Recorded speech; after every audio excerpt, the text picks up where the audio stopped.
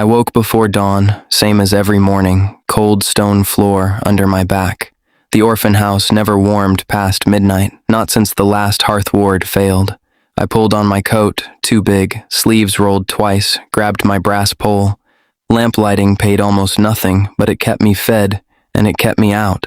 Master Oren said I was the last apprentice he'd bother training properly anymore. Nobody wanted this trade now, not with half the lamps already going dark. I walked Lamplighter's Row alone, iron posts rusted, fog curling around my boots, 12 lamps on my route. Only 4 still held any real light left.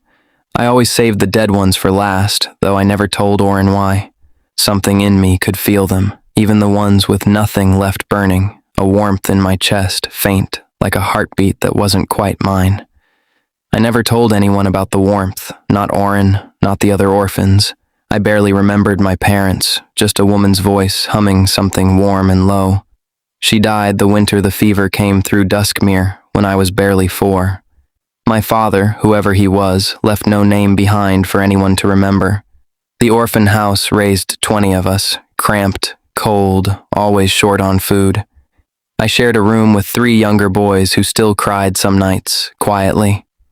I didn't blame them. I remembered crying too before I learned it changed nothing. I pressed my palm against the 7th lamp, the one nobody bothered fixing anymore. For half a breath, it flickered gold, then died again, same as always. I told myself it was nothing. I'd been telling myself that for years.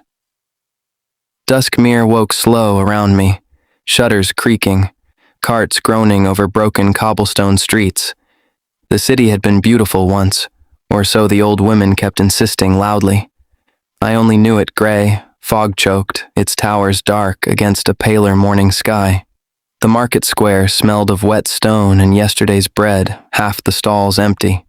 Fewer traders came through each season since the roads past Duskmere grew stranger, harder. I passed the bakery where Mistress Fenn sometimes slipped me bread I hadn't earned.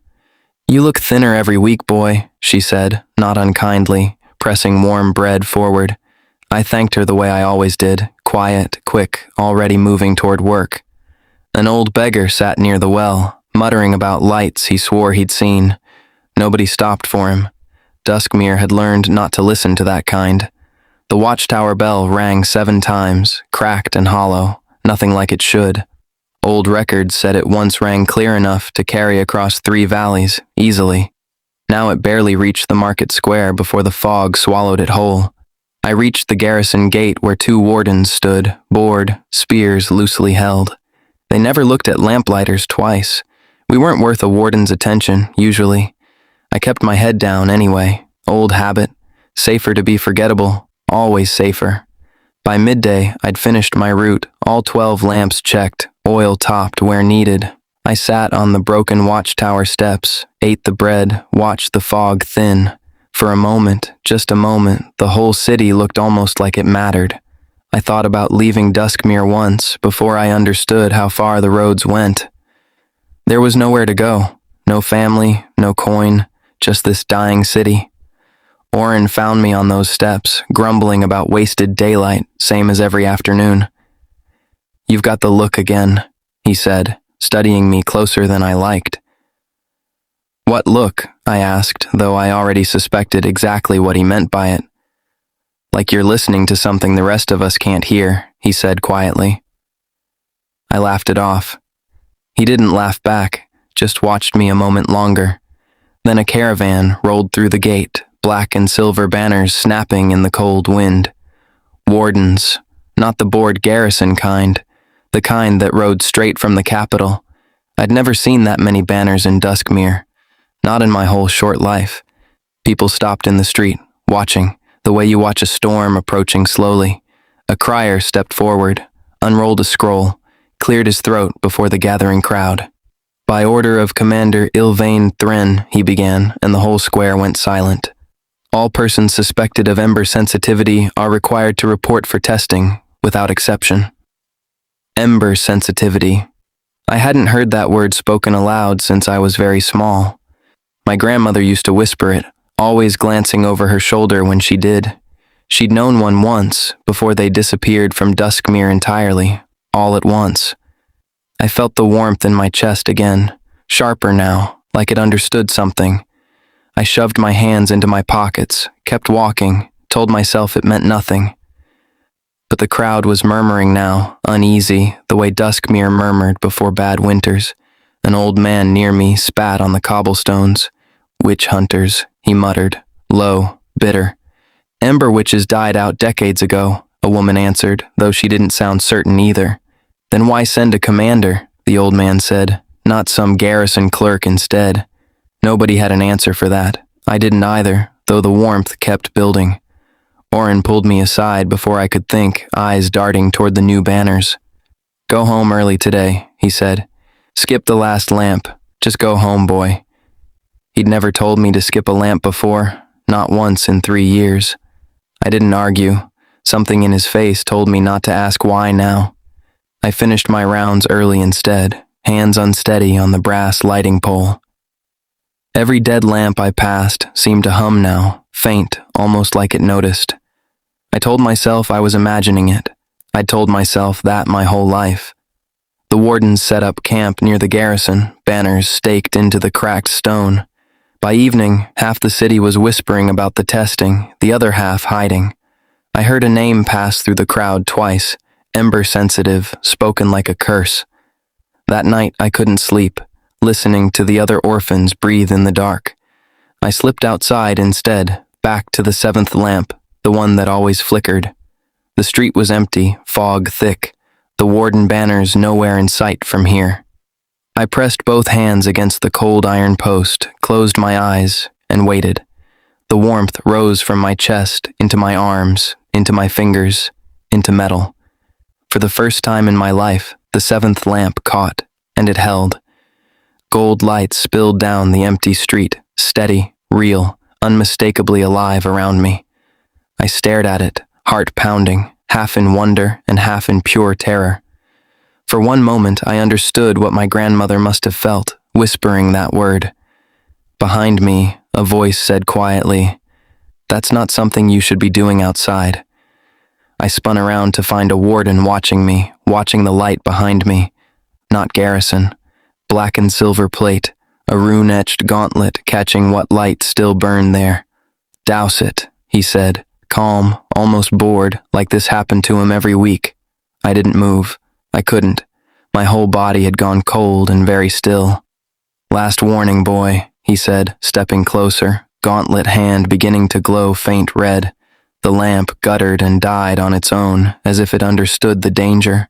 The warden studied me a long moment, something shifting, thoughtful, almost satisfied looking now.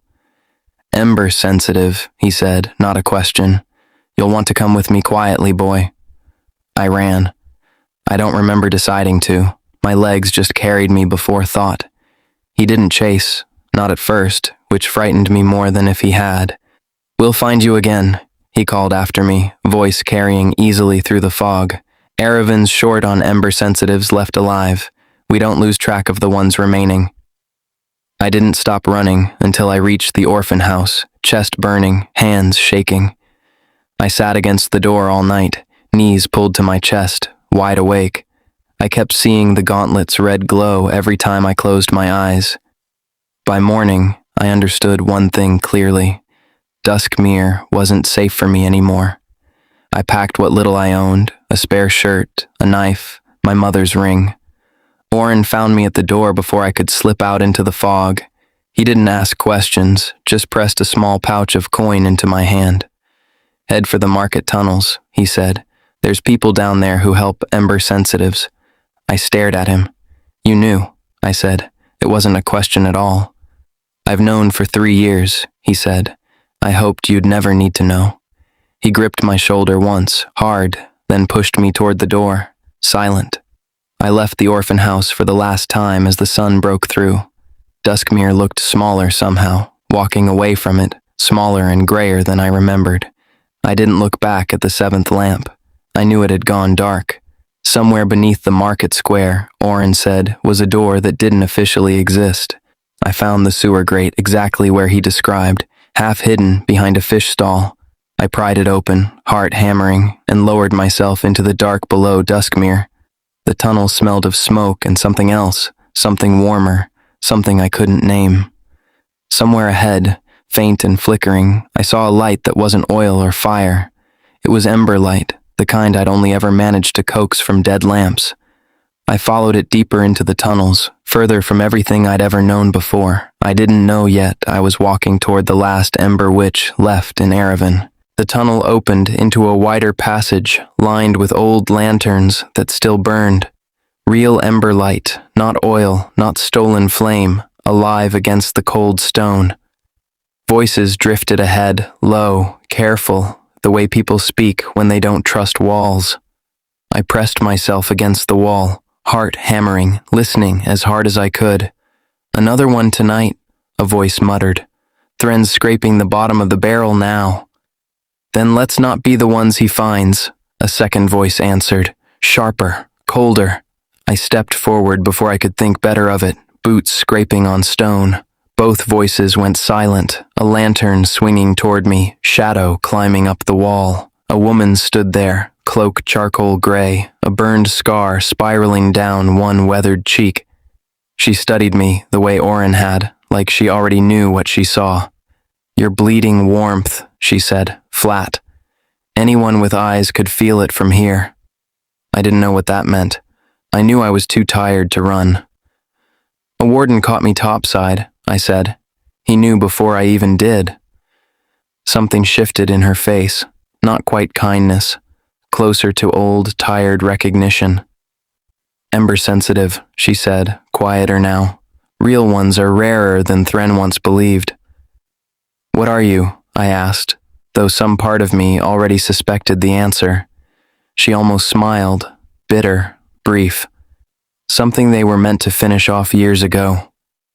Behind her, the tunnel dropped into a hollow lit by dozens of scattered embers. A whole hidden market, humming faintly, alive in a way Duskmere hadn't felt lately. "Come on then," she said, turning without waiting to see if I'd follow her. I didn't know her name yet. I knew I had nowhere left to run. I followed her down into the light, the first warmth I'd felt in years.